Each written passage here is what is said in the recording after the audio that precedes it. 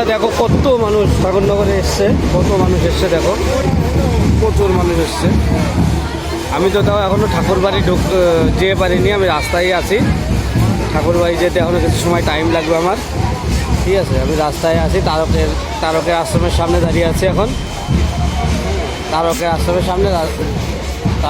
সামনে রাস্তার উপর দাঁড়িয়ে আছি। দেখো কত মানুষ যাচ্ছে, ঠিক আছে। এখনও ঠাকুরবাড়ি যাইনি, যাবো কিছুক্ষণ পরেই যাব আমরা ঠাকুরবাড়ি।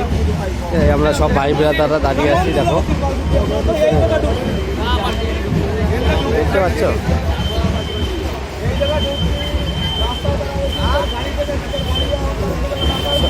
আমার সকল বন্ধুদের ও ভাই ও দাদাদের ঠাকুরের ভালোবাসা।